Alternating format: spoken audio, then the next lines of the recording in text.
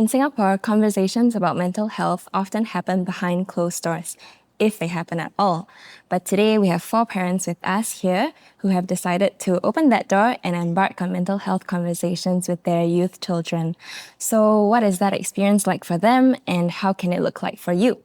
Let's find that out together. My name is Suting. And I'm Ming Hui. And we'll explore it together today. So maybe we can start with Percy first. You know, mental health is a topic that is really hard to start in Singapore, right? So for you, when did you realize that you had to talk about mental health in your family, and what was your experience? It was probably last year when one of my daughter had a sudden outburst of emotions, and that's where we felt as a family we need to intentionally have that conversation about it. So you felt like through that time when your daughter had this outburst, it was time, it had to happen. Is that right? Yes, I think in our everyday meals, we Right. do have conversations about everyday news, or we do have conversation about mental health, but it's more of, oh, what does the news say? Oh, this is what we hear, the recent K-pop news, but nothing as personal as this is actually my child. And I'm actually talking about this mental health, having a mental health conversation about my child and not a third person or a news. So that kind of conversation about my child, having that intimate conversation took place last year. Thanks for sharing that. I wonder if any other parent also had this experience when you noticed it had to happen in your family. If I may continue from Yes, there. please. Similarly, for me also, it had to happen when my second daughter was diagnosed with a social anxiety disorder back in 2020. And before that, we didn't even know she actually had panic attacks until she had trouble going to school and things like that. And that's when I spoke a lot to the school counsellor. And then after that, who actually proposed that we get her to see a psychologist in KKH that time. And throughout that period, as much as it was difficult, but we felt that it had to be discussed, because I think that was when we realized that it's something that we didn't want to talk about, but yet our youth may actually be experiencing, and it's something that's much needed to be discussed about. Thank you for sharing, Ayu. Maybe onto this side of the table, anybody can share first. I think for us in our family, primary school was quite rosy and cheerful. And it was probably when our kids started their secondary school life. That's when we started noticing changes in their temperament. And that was also probably around age 13, 14 was the time where we felt, okay, the time has come where we need to talk about mental health with them. So it was the transition into a different life stage for them. Yeah, and we were thinking perhaps it probably has to do with puberty and also that age where for some reason they get very conscious with how they appear to their peers. And they started thinking a little bit more maturely, I would say. Started worrying about their future, how they look, things like that. Okay, thank you, Ikling. Maybe Priscilla. I think for me, because my eldest daughter, she was having mild learning needs during the younger days. She was having issues in primary school. So it's naturally that we talk about it. I mean, for me and my children, about mental health and learning needs issues. So it's a very open and frank conversations at home for me and my children. Yeah. Right. Thank you everyone for sharing these moments. I think that just goes to show how important mental health conversations are. I thought at this time to give our listeners a bit of context about your journeys, maybe you could share with us a little bit about your family. For example, who is in your family? How old are your kids? How is the dynamic at home? Okay, so family of 5. I have 3 girls. They are in their young adult stage. So they are 28, 25, and 22. I must say that our family, noisy. Yeah, because I think for us, we encourage our girls to have open conversations with us. Thanks, Percy. For myself, with quite a big family, family of 7 actually. I have 5 kids. Okay, basically 3 boys, 2 girls, alternate boy, girl, boy, girl, boy. Eldest is 21 this year. 21, 20, 17, 15, and 9. So dynamics, of course, when they were younger, there's always a lot of noise. But now that everyone is like, getting busy with either work or school, it tends to get quieter nowadays. But I also realized that when it comes to conversations, it's like the girls tend to be noisy and then just, tend to just chat with each other. But when it comes to the boys, especially the older boys, they prefer one-to-one conversations with me. So sometimes it can go up to like very late at night.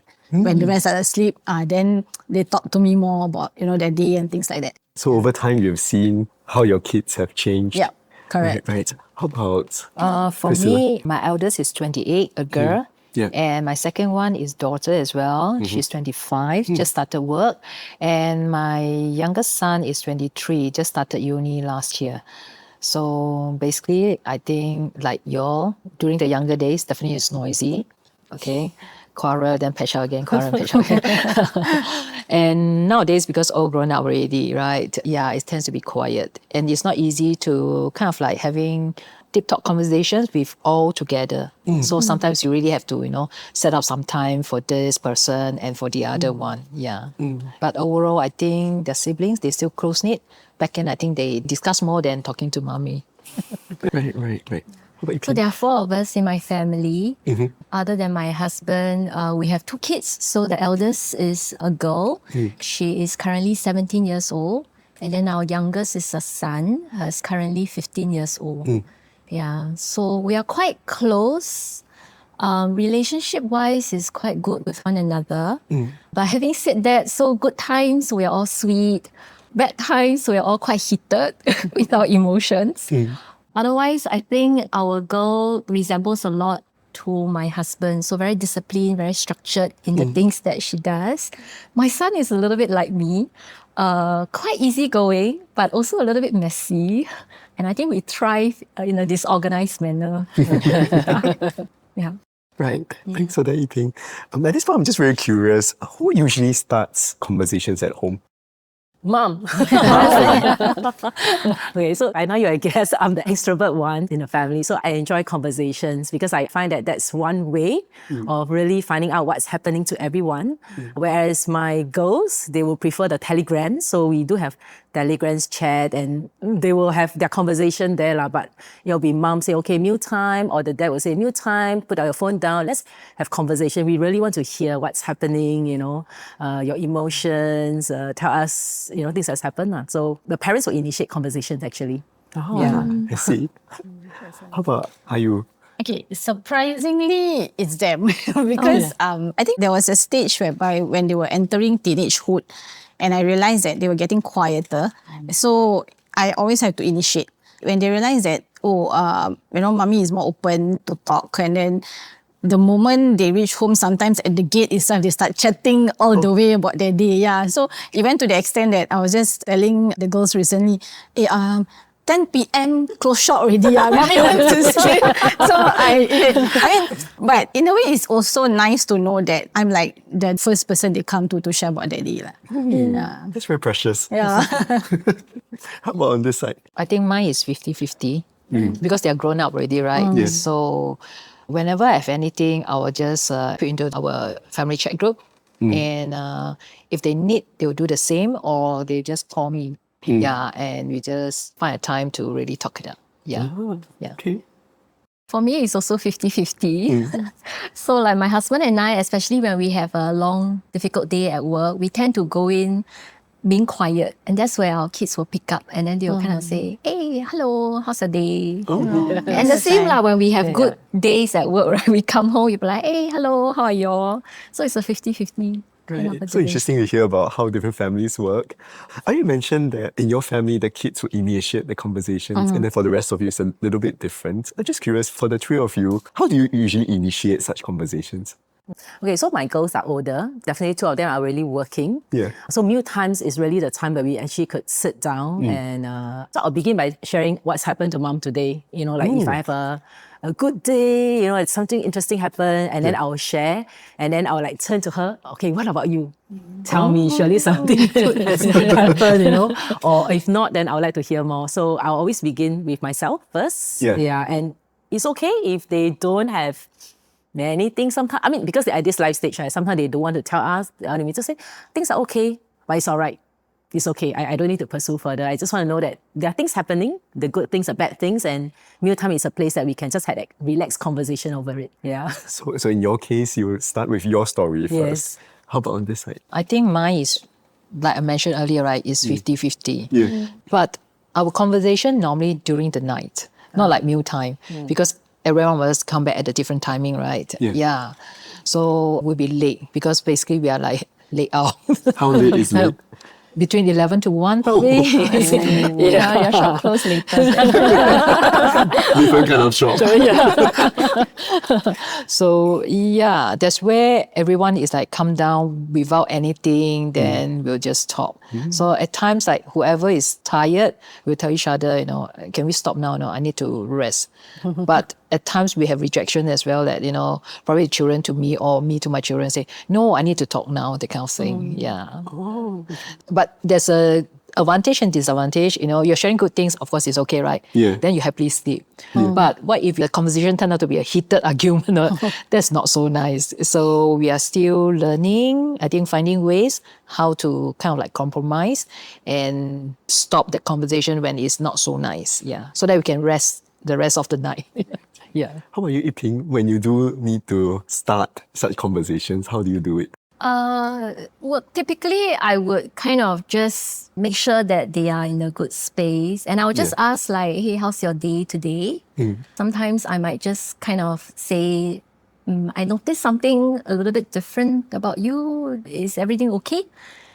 But interestingly, I think the real stuff comes late at night when I'm like, shop closed, right? And I'm like, okay, I'm probably dozing away. And suddenly they will creep up to me. And they're like, Mommy, I cannot sleep.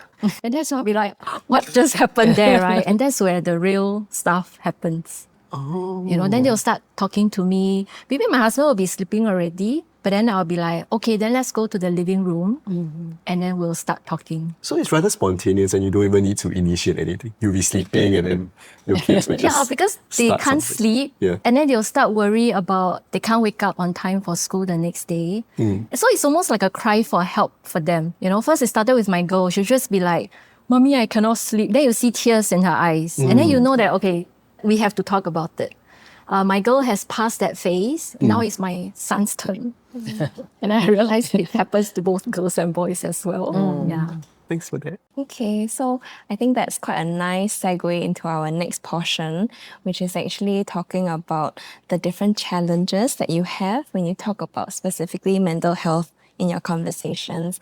So I heard from Yiping that conversation, maybe there would have been some topic related to mental health. And when you think back on those kinds of conversations, right, were they difficult? Any fears, uncertainties came up for you? I think my fear and uncertainty was, so I'm someone who tends to get angry if I'm tired or I'm hungry. I think it's everyone lah. And then their timing has to match with a time when I'm so tired and I'm probably drifting off to sleep, So my fear is not able to hold back my anger because I'll probably be very irritable and kind of scaring them off fighting. So it was difficult for me, honestly, to have to wake up, walk to the living room, sit down, and really kind of let them know that it's okay, we can talk, when actually inside of me it's not okay. I want to sleep. And then when they say things like, they worry about the school tomorrow, in my mind, I'm like, I'm also worried about my work tomorrow. So it's Very real. So the fear is containing my own concerns while appearing, I'm here for you. So that was tough, honestly. Right. And there was a period where it happens night after night. Yeah, and I think when it happens on a daily basis like that, sooner or later, it shows up in my face lah. Yeah. So then how I know is because they will say things like, okay, never mind, let's not talk today. Yeah, I say, how come? And then they'll be like, you look tired. I say, of course, Mommy is tired, but it's important that we talk about this. So, that back and forth kind of a conversation there. Yeah. Would it be right to say like you really had to put your own needs behind and put theirs first. And that was one of the difficult things. Yeah. Right. Thank you, Yiping. Anyone else shares a similar difficulty or maybe a different one? Can also be a fear or like just unsure or any difficult emotions. Okay, so for me, I'm actually an investigative mom. So when I had conversation with my kids, you realize that I like to tell them my story, and then after that, I want to find out about them. So I think it's also learning how not to overwhelm with my concern that we put on. So when talk about mental health, right, the one key question I ask is, when is the right time? Because I saw the facial expression, I saw the behavior, and I really want to find out because I'm sincerely concerned and I want to be on the investigative what went wrong, what can do, how can I find solution to that. So finding the right when is definitely very key. And then of course that is myself because I mentioned I'm extrovert, I'm high, expressive. Yeah. I do watch my tone. My tone is not too overly anxious, too overly excited. I must match where they are. So it's the when and how to go about doing it because I don't want to weigh my anxiety, my concerns over them, right? Yeah. I was just having this conversation with my daughter. I say that, would you consider mom be your first person that you want to turn to whenever you had some stresses or mental health? And she was telling no, I think your puppy will be the last one. Okay, then I have to control myself because I really want to be their first one. Okay, so I said, oh, why? He said, well, most of the time parents are the cause to our stresses and we wouldn't want to come and tell you about it. Then what can you do? There's nothing much you can do. Yeah, but don't worry, you will be one of the resort, one of the person I talk to, that's not the first. I said, okay. Okay. I feel quite interested in this story. Maybe you can dig a little bit deeper. When your daughter said, oh, maybe you're not the first, and I can hear you kind of wanted to be at least top 3, right? I know, right? Then what feelings came She actually up for told me you? you'll be the last person. Yeah. Okay. So what were the feelings that came up for you? I think at first I felt definitely very sad because a mom should always, or your parents should always be the first, but of course I do know that first of all is they have grown up, they have navigated certain challenges and sometimes the challenges they face, I may be one of them or I may not be the adequate person to turn to. Right, so naturally, their friends, maybe the friends have seen them through a certain journey and having that conversation is maybe safer, more comfortable because if they can't tell me, I think the first thing I will do is, what happened, I'll be very worried and maybe it was a small thing for them but it becomes a big thing because I'm very worried and I want to rescue the child. So yeah, that could probably be the reason. So I think definitely I feel sad but also at the same time I'm happy to know that she knows that there are people she can turn to. She knows where to seek help. I'm just happy to be in one of the list. Yeah, I can hear some similarities in the stories, right? Like you really have to put your needs a bit secondary, right? How about for IU? I can totally relate. Yeah, really? Because In what way? for me, having many children is one, and then the fact that I'm self-employed, and then I also manage the cooking, the cleaning in the house. So when it comes to the end of the day, you can get quite exhausted. And I totally agree when it comes to talking to them at how we have to hold back, that, oh, I'm okay, I'm here, despite being very tired. But then again, in the development of how they've grown and how I realize that, they need me around, that I also am becoming more aware of myself in terms of my emotions, my mental state, my physical state. So in that sense, I have learned to manage and sometimes even go to the extent of telling them, I'm really exhausted at this point. I'm sorry, I can't continue to listen to you. Maybe if it's not urgent, maybe we can, take it another day or something like that. So I find that it's still two-way communication. So they understand where I'm coming from and also for them to be aware that I also understand where they're coming from. But sometimes it's not right to just continue because I wouldn't be at the best state for them. So you had to close shop a bit earlier sometimes. You had to change your opening Sometimes. hours. Was it difficult to change your opening hours? Okay, but I think partly because I kind of like put certain time is like for my husband. Yeah, so that's why they know that, at certain time we have our we time, we actually go out to like just have tea, just to chit chat. So they know that there's a time for them and a time for the dad lah. So the good thing is that they're aware and they know they can catch me. I mean, I do sleep late. There are such times like Christina was saying about, 12 to 1 a.m. kind of thing. Yeah, there are such days. So I try to hold back and, listen to them. So they know that we are there for them. Right. Maybe just one little question. It sounds like you have kind of gotten to a nice balance now, but how about the process that got you there? Were there difficulties? Yes, definitely there was because especially with multiple children, because they are quite close in terms of age gaps, about 2 to 3 years apart. So there was a time when everyone wanted my attention at one time. Yeah. Especially my third one is an introvert. He really prefers one-to-one. So there was one point in time when I noticed that he wants to talk to me about something, but because the sisters and the younger ones were there, he kind of moved away. But that's where I realized that we cannot let it go. After everyone has settled down, then she went back to him one-to-one. And I asked him, I noticed that you wanted to tell me something just now. What is it that you want to talk about? Then sometimes, especially during the teenage years, right, they tend to say, it's okay nothing serious. Then I realized it's a very subtle thing where we have to learn sometimes to what extent do we further probe or to what extent do we take a step back and give them the space. When you talk about parenting, it's always about you let go some, then you pull back some. So so you learn along the way. Okay, I could see Percy smiling in agreement. Maybe we can hear from Priscilla. I mean, personally for me, I have to learn how to control my tone of voice, regardless of how tired I am or how my emotion at that point of time. So it's still a learning stage, but the journey of it is while I was learning, I literally shout to my children, okay? And they shouted to me back during our conversation. Then come to a point of time when everybody tried to cool down, then I will have heart-to-heart talk to them that why don't we agree, everyone must agree. When our emotion is up, we will say something silly or whatever, not pleasant, right? So either we say, excuse me, we walk out, continue the conversation another day or another time, or we just stop the conversation immediately. Though it's difficult because when we are arguing to each other, right, it's difficult to stop. Yeah. So nowadays, it's whenever we have the conversations and there's any disagreement, I've learned already to calm down, deep breath, calm down myself with a calm tone of voice, telling them that, why don't we do this? I always give them options. And from the very beginning, I treated them as an adult, even when they were young. So it's always a very open conversations. And I will definitely apologize when I'm in the wrong.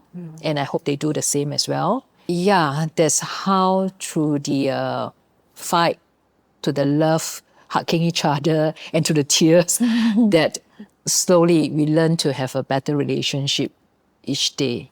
So if there's anything, I think they will come to me. I don't know whether I'm the first one or not. I don't want to find out. It's very scary to ask this question. Later they say you're the last. But I always tell them, whenever you need me, I'm always there. Yes. I'm always ready for you and I'm always ready to talk. But during that point of time when we talk, if let's say I'm just too busy or I'm just too tired, like what she said, I want to sleep, right? So I told my children, I'll definitely tell you, hey, can we put a stop? I really cannot open my eyes. I need to sleep already, that kind of things. Yeah, so vice versa. Thanks, Priscilla. I really appreciate that you shared some vulnerable parts also. Reminds us that parenting is not a perfect thing, right? Yeah, because I told my kids, okay, parents, your daddy, we are just human. We don't have school that teaches how to be parents, right?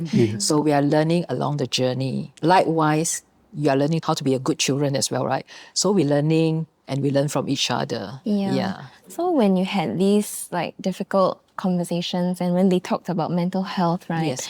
What was the hardest part that you can think of? I think for me, I have to balance what I know from my own experience and giving them space to talk about what's on their mind. I'm also quite investigative. I want to troubleshoot, right? Yes. Or maybe I just cannot stand negativity. I want to quickly wrap things up and then let's be happy. So I think because of that, there is that urge to want to quickly tell them what to do, quickly share with them my experience, how I came through with it during my time, and hoping that they will just fully cooperate, do it, and then it will be happily ever after. But many a times they would tell me like, stop telling me your story. I want you to listen to me. So I was like, okay. And I think it also reminds me of myself when I was younger. It's interesting how years have passed. It's a different generation now. And yet I'm surprised to hear that they want to be listened, because it reminded me when I was their age, I was also hoping the adult figures to hear what I want and to stop telling me what I should do, you know. So it's interesting, even with that awareness, these days, there are still moments where I find myself very quick to want to tell them what to do, and I have to hold back and really just hear what they want. Yeah. Thanks, Yupei. I can really hear the challenge you had to go through. I was wondering whether we can also hear from you. Honestly, it's a very difficult topic to talk about, especially when you talk about suicidation, self-harm. And to be honest, when I first came to know about it, when it comes to my daughter, I would say I didn't want to talk about it. Honestly, I didn't want to talk about it because it was just too difficult. How I overcame, I guess, when I actually reached out to a friend who had mental health issue, and also organizations like Caregiver Alliance. I got to know about them through social media also. And I realized that being able to talk to someone who's gone through it and who is like maybe more expert, you know, like the counselors and things like that, then I learned to be able to overcome that difficulty. And what she mentioned also, what listening rather than just want to solve. Because I think naturally, I don't know whether it's a mother thing or what, when given a problem, you just want to solve. And true enough, they don't like it when you do that. Sometimes all they want is for you to be able to hear them out. Thank you, Ayu.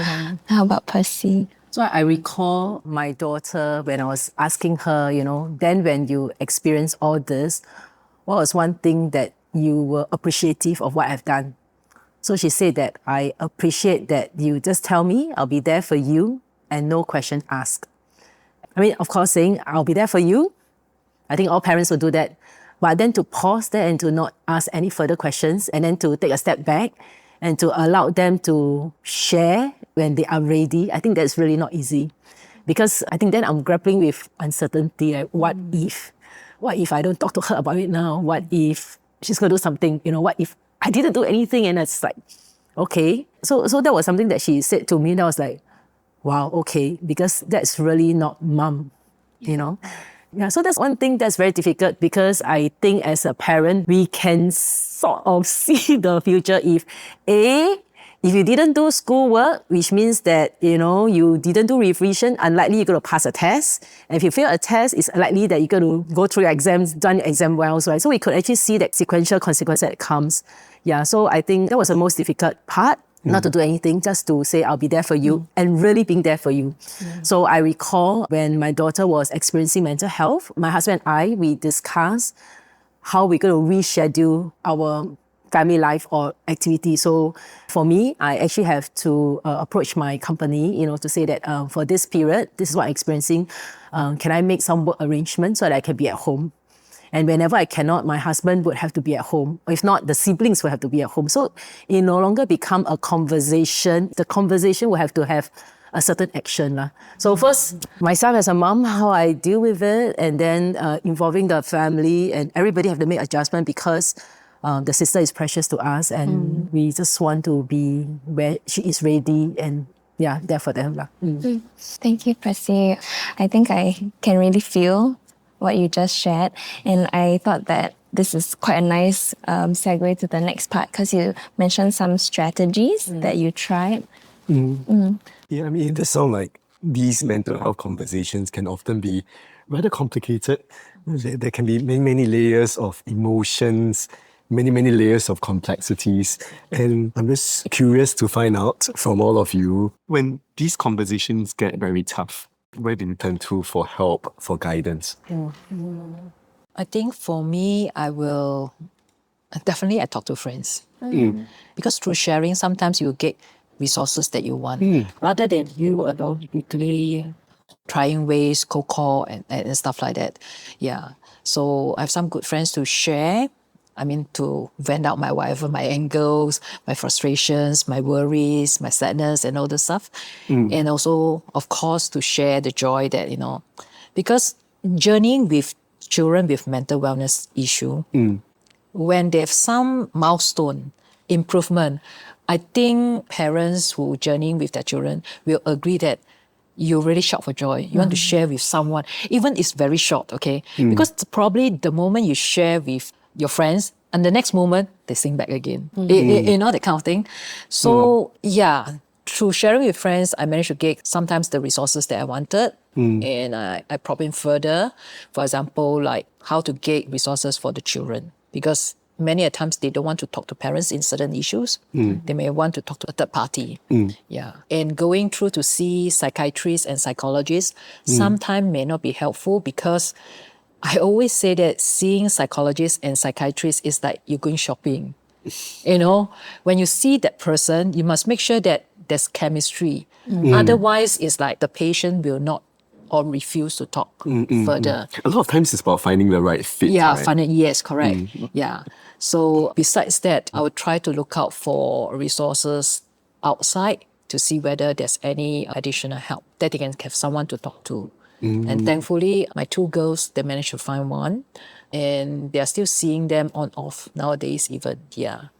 So that's a good thing that if they don't want to talk to mommy, there's someone other people to talk to. And they refuse to talk to that person, at least mommy is always there. And I also learned to give them, like I think some of you mentioned, give them space. Actually, indirectly also, we have to step back to give ourselves as caregiver the space as well. A space to love ourselves first, a space for us to learn way of coping, and how to calm down our emotion when dealing with situations like, unexpected. Because journeying with them is every time it's like they give you surprises. Yeah, be it good or bad. Yeah. What I'm hearing is there's this need to strike a balance between giving them resources, Yes. and also giving them space. I think each other, that means giving them space, at the same time give our space as well.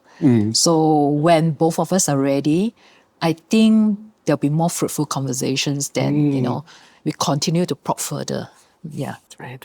Thanks for sharing that. How about you, Ping? Okay, I think first of all, I have to share that I came across this particular pamphlet some time back, and it's a pamphlet that is designed for the situation of, say, someone who is thinking of ending their lives. So in the situation of suicide. And this particular paragraph stood out to me. That kind of says that, when life gets really hard to the point that you think about dying, what it does to your brain is that your brain then starts playing tricks on you.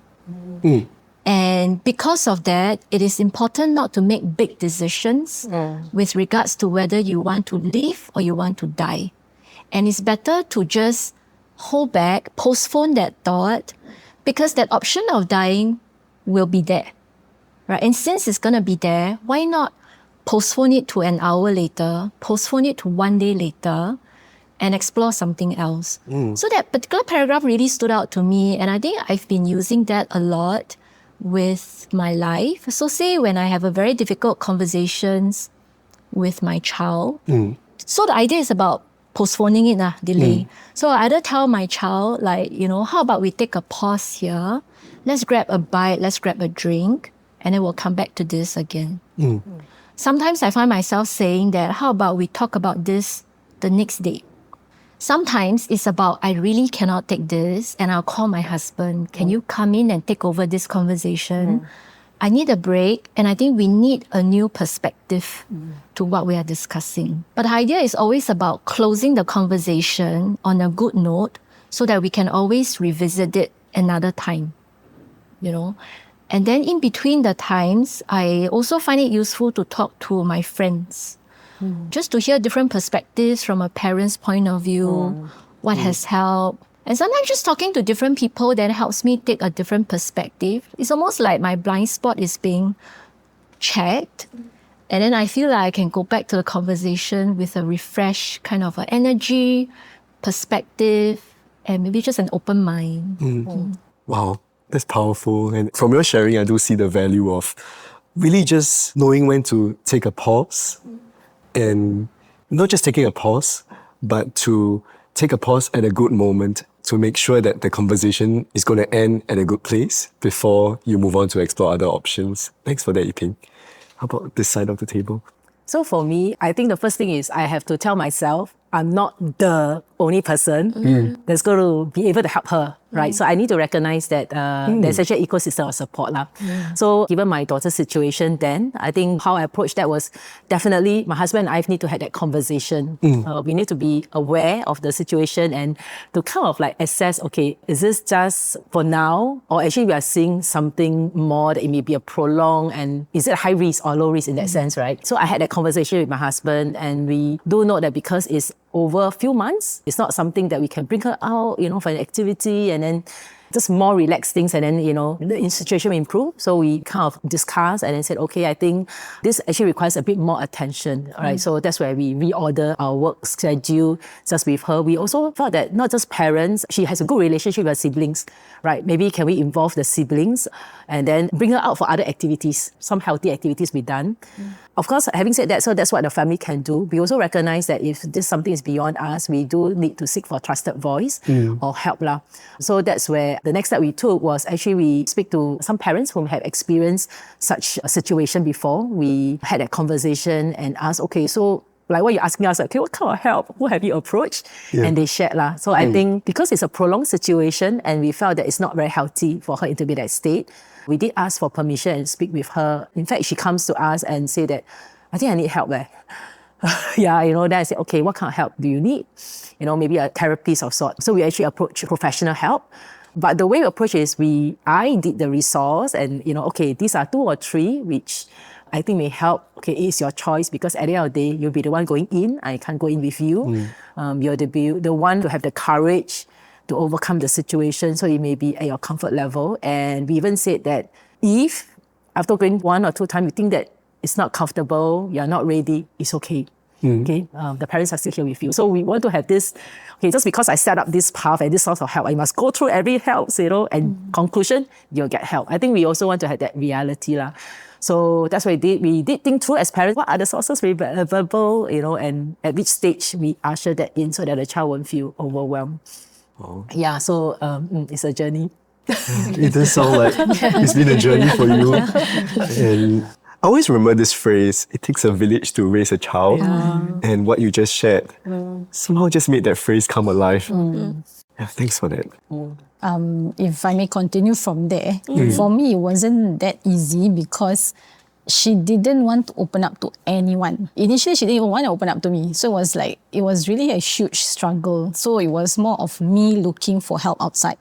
And I realized even to talk about this topic, not any friend or family member is able to be open to talk about it. So initially, I actually experienced some kind of negative experiences with certain friends where they were pushing it away that it's a mental health condition. So I realized as parents, we have to be resourceful.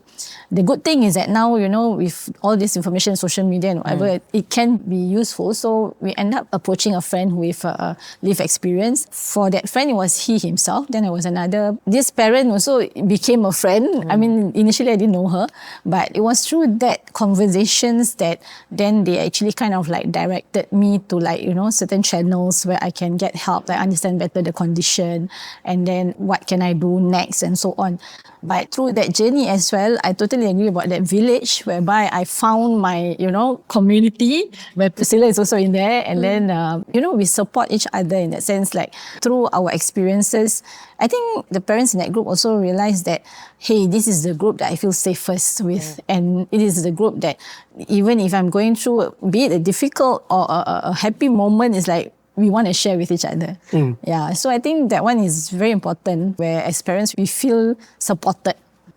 I like what you mentioned about being resourceful and having a supportive environment around you. I think it's so true. And what all of you have shared really brings out these 2 points very, very well.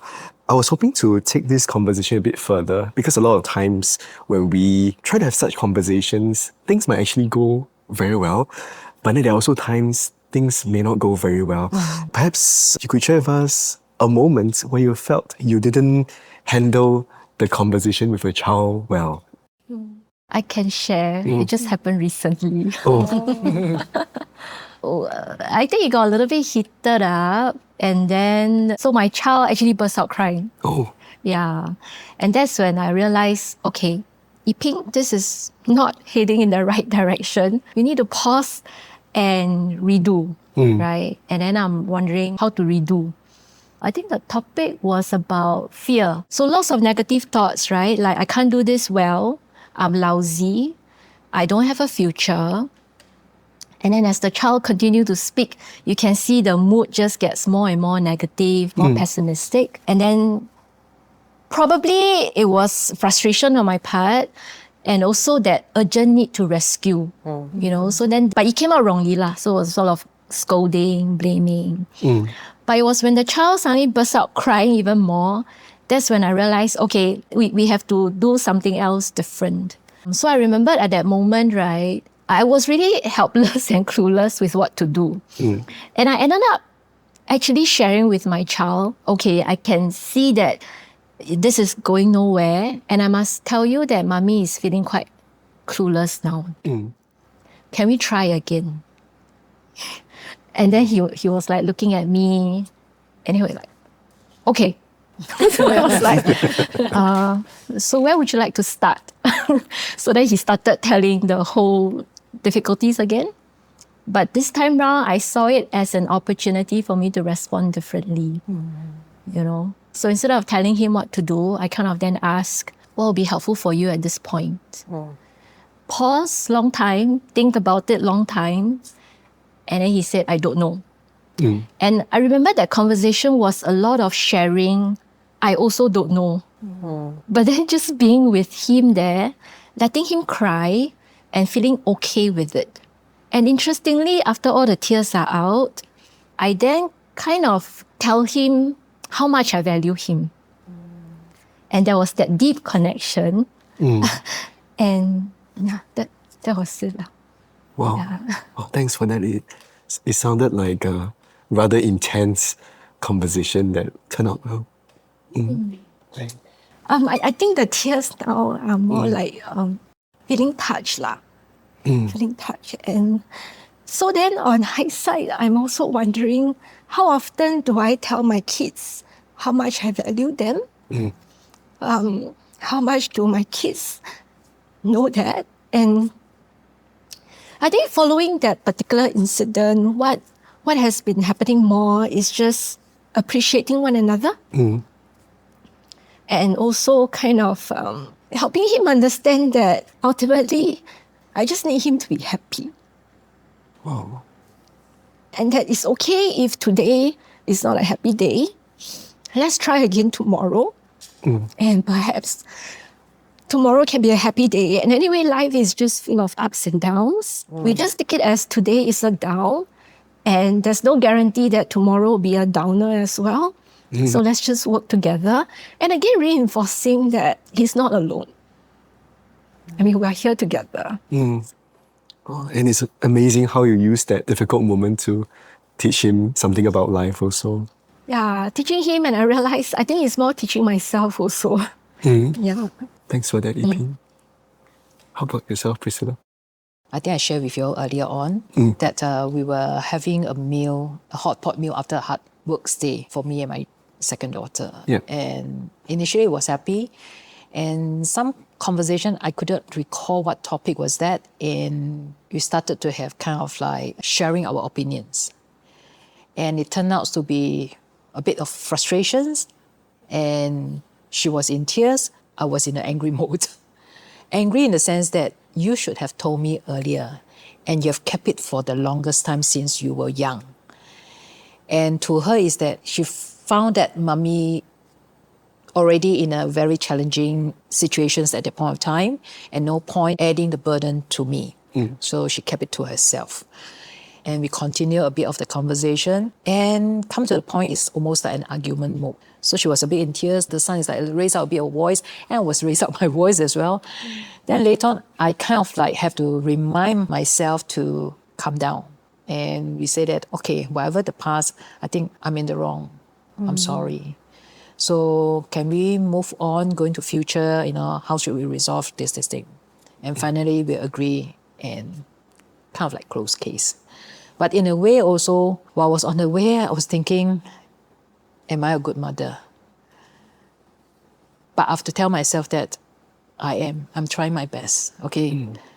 And that's why I always tell them, you just have to try your best during that particular moment with the whatever limited resources you have. You have done your best already. So don't blame yourself or don't blame others, but to move on. Yeah, I think it's like just the right time to talk about the next part, which was like the strength that you found in yourself through these difficult experiences and the growth you experienced. So I could really hear that from Priscilla. Maybe we could also hear from this side of the table, because these conversations are so difficult. And so difficult that I can hear some of us were very touched, including myself. So please use the tissue if you need. So difficult things, usually they are the times when we learn and we grow, right? I guess such is life.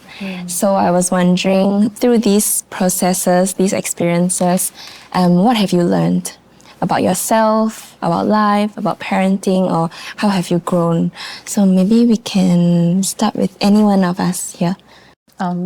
As Priscilla mentioned, I've learned that not every day is a rosy day and neither is every day a rainy day. So, and also on top of that, like even if it's a challenging moment at that point in time, that it will pass. I realized that in life, like why we are put through a certain situation is actually to teach us about something. And for me, it's really learning to be patient and also really learning to let go. I mean, as we were talking, I realized that us mothers have a tendency to want to control. And that's where we realize that there must be a reason why we are faced with these situations, is because to teach us that we cannot control, especially when it comes to children, that, each one of them will have their own lives. Each one of them have their own unique strengths and weaknesses, and it's for us to actually help them to identify their strengths and help them develop them. So instead of focusing on their weakness, we focus on their strength and develop them and be a better person.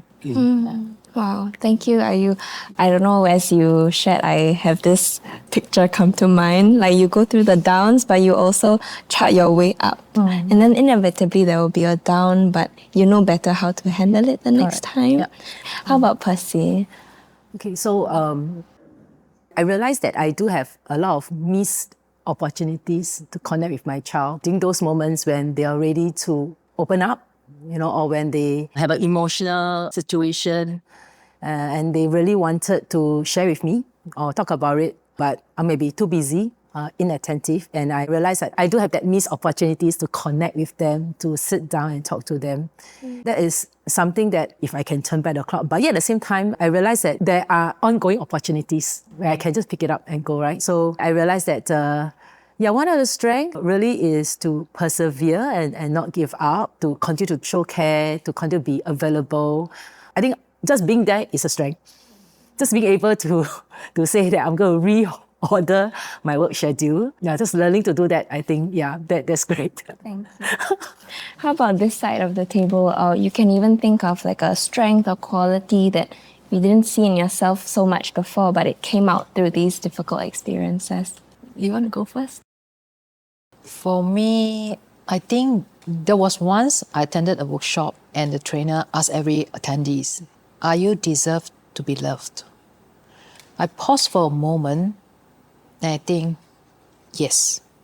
Throughout this journey, I learned that first thing first, you have to love yourself.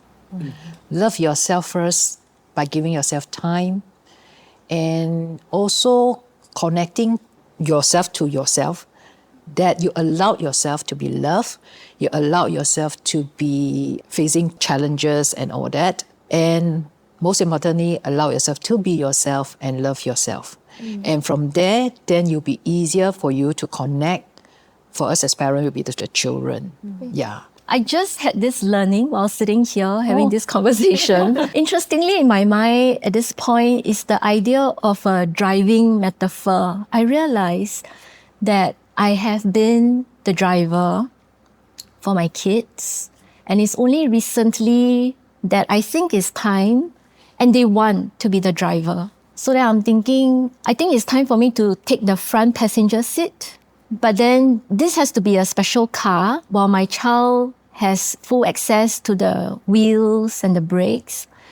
Where I'm sitting at the front passenger seat, there is a brake as well, you know. And also realizing that this is a journey. They're taking me for a ride. And because I have 2 kids, they're going to take me on 2 different rides. And I have to be open-minded as to where they want to go. But I also realize that while I take the other seat, I need to continue to be there with them, for them, because who knows, there may be a time where they forget to take a break and I might need to step on the brake for them. But one thing for sure is we're on this journey together. I have no idea what to expect ahead, but I guess it's also important to just enjoy the time together while we're on this car trip. Yeah. It's really inspiring to hear about how your different experiences have shaped you as a parent and help you grow. And I'm also guessing there are some parents out there who might be feeling stuck at this very moment. They are not sure how to move forward. And for this group of parents, what is one thing that you would say to them to encourage them, or a piece of advice that you would give to them? Okay, so I have this conversation with my daughter, and I did ask her, what is something that you like mom to actually tell the parents as well from a child perspective, right? She was telling me that, first of all, you don't have to do many things, say many words. You just need to let them know that you'll be there for them. Okay, so that's one. And not just being there for them, but to give them a sense of hope that they'll get well. Right, so that's what she said to me. And she finds that during those times, that's what I did for her. My husband as well, that whole, again and again, we assured her, we'll be here for you. Okay, if you're crying, we're just outside the door. We're a text away, we'll be here for you. So to the parents out there, I think it's a journey. It's a different phase. For some, it's longer. For some, maybe shorter. But don't give up. I think when we're in it, it's very difficult. That's for sure. But then, as you said, some of us shared, we saw some victory, right? We saw something that improves. And it's really a beautiful thing because then we saw that actually our family has that resilience. Our family goes through difficult situations together and we came out stronger. And in fact, right now, our family relationship has actually changed to a point where we don't take each other for granted, to a point where if anyone say, I need help, we will readily avail ourselves to be the point of help. Yeah. Okay, so what to say to parents? I want to say that it will pass in a sense. It's difficult in a journey, but with the help of the community and everyone who cares, we will overcome it together. So you don't have to actually go through it alone. So you still keep having the faith that things will pass. And there's going to be a day this parent can look back and see that it's part of a beautiful canvas. Thanks for that, Percy. How about you? I can't agree more with her because it truly is a journey. There will be ups and downs. We'll go through the light and the dark, but as you go along that journey, it's okay to reach out, that you're not alone, that there are people out there are communities out there that you can reach out for help. And having that help actually will make the journey somehow easier, lighter. Yeah, and don't go through it alone. So reach out for help. Yeah. Thanks for that, Ayu. I think I agree what Percy and Ayu has said. For parents that really need help, just reach out. Be bold to ask, be bold to share and ask resources. If you can't get it from one source, go for another. You definitely will find a community that will support you to journey with your children. Yeah. So because the children are suffering, of course, as caregiver, as parents, we are suffering with them as well because they are our children. But doesn't mean that we are alone there. And our children are alone, we are not alone as well. So there are caregiver support out there. Just people to reach out and ask. And for our children, we can also ask for necessary resources. When they are ready, they know that there's somewhere they can reach out for help. Yeah. Right. I think to the parents out there who may currently be struggling with their children, I just want to let them know that it is actually okay and it's actually normal to be struggling because I fully appreciate how every child is different. And when we have our child it actually doesn't come with a manual. So it's almost like every day is an opportunity for us to learn what to put into the manual. And sometimes we may need to erase a point and refine the point, you know. And so I think in my own journey as a parent, I would say I'm still learning. But what has helped me to get through day after day, I think is this particular statement that my teacher has reminded me that it's okay, you can try again. So never mind how today is, if there are certain things where you feel regretful for not doing, for missing out, it's okay, you can do it again the next day, right? And also remembering that this is about life that we are talking about. And so I just want to echo what everybody has said here, that it's important to get support.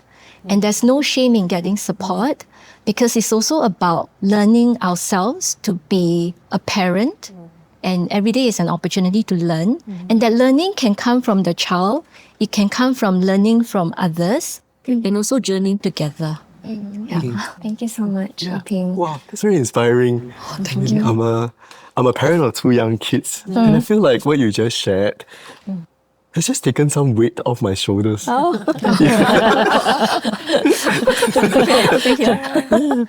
for that. Thank you so much, Ping. I just want to give my deepest appreciation to all the parents as well as Ming Hui today.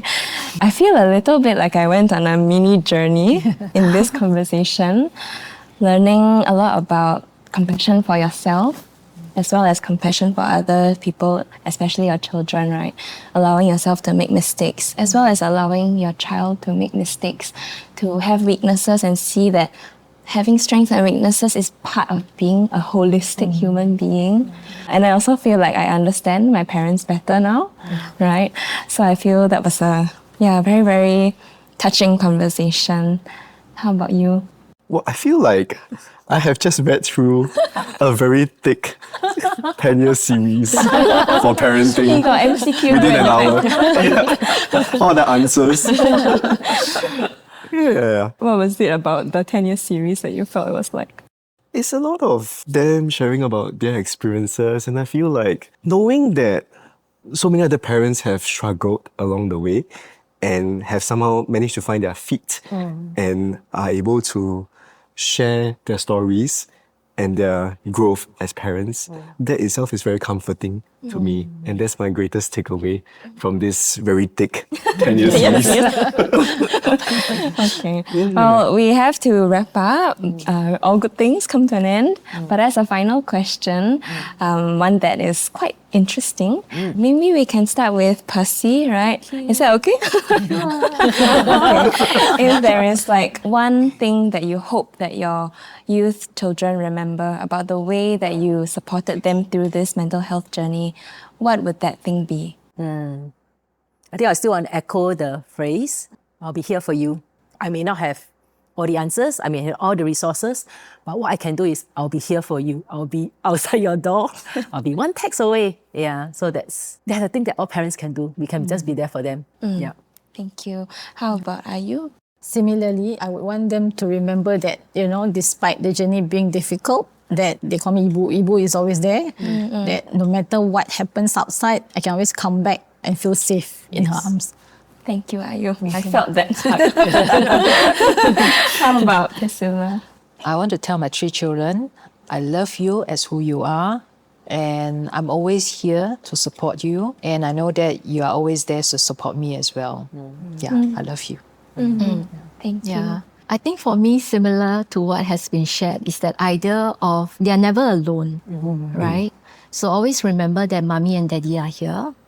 And I think if one day mommy and daddy are not there anymore, our memories are there. So kind of just look back, think about what useful things we've talked about, and then just pick whatever that's useful and kind of support themselves and get support from others as well. Thank you, Iping. So thank you everyone for sharing so generously today. Tissues are here. I will need them after this. But yeah, thank you so much. Thank you for sharing. Thank you. Thank you.